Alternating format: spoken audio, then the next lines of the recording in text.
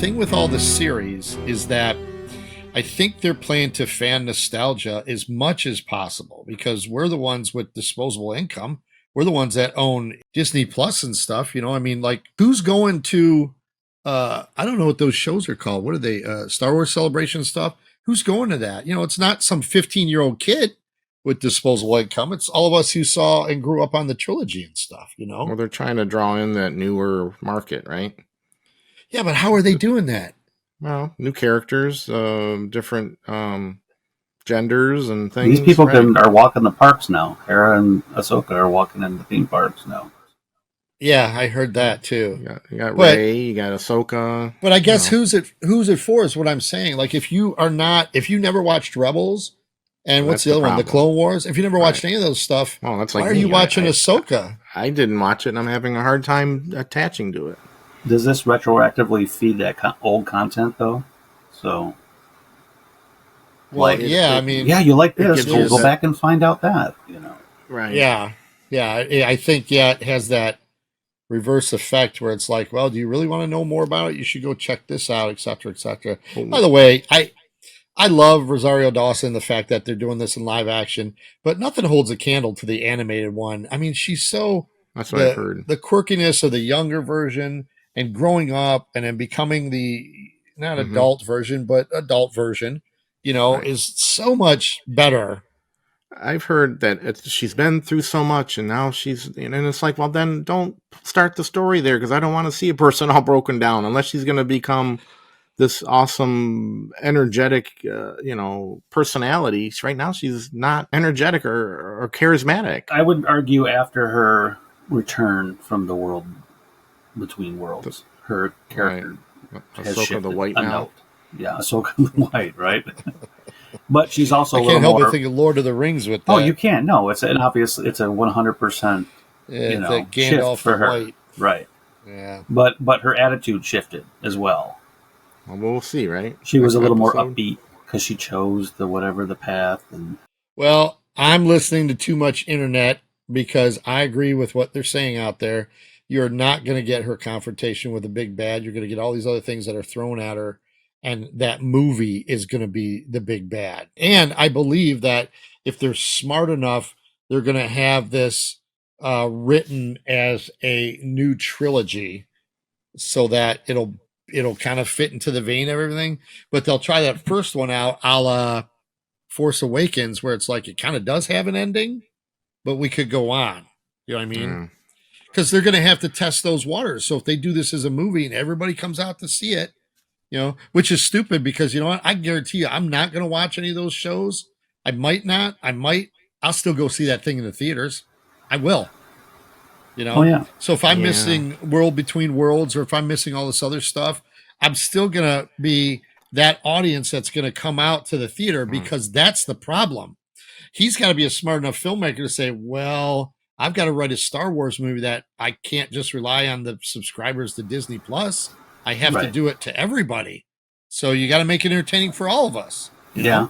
Disney's in the is market for making some kind more of content. So copyright thing where they can't do a story about Luke or they can't do a story about Han or they can't do a story about Chewie. I mean, is it like a Lucas? They have to pay Lucas for those characters, or because it just seems like a home run to do something about Luke or about Vader. Or it's just like this is what I heard, that the powers that be don't want to do anything with the original trilogy characters. They want to do all this other stuff, and because Filoni has had great success with his in between things, Clone Wars, Rebels, stuff like, although Rebels is post, then that seems to get the okay, green light, etc., etc. But anything that involves the original trilogy stuff, Now that's just what I heard, that the powers that be, and I'm not sure if the powers that be is Kathleen Kennedy and what she wanted to do eventually with everything, but the big picture. Yeah, the big picture. And the big picture is not happening, because under her umbrella, everything I think that she's been doing hasn't come to fruition.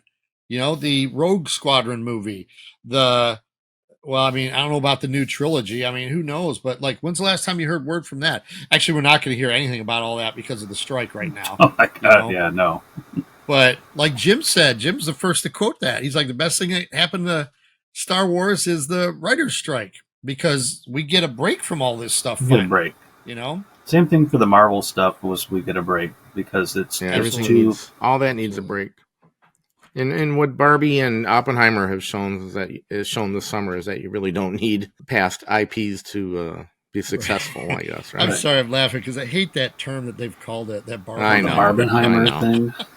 Yeah, I hate that goofy term. But hey, I saw Barbie in the theaters because my wife was like, let's go see all that. And da-da-da. I'm like, yeah. And she actually looked at me kind of surprisingly like, oh, you want to see it? I'm like, I'll go see anything, It's new. Yeah. It's different. Hey, I go see something different. I haven't seen it yet. I still want to see it. So I didn't expect it to be what it was. I'm not going to lie. It turned out, I thought it was just going to be all these jokes and inside stuff. And it's not. It's a message. Film.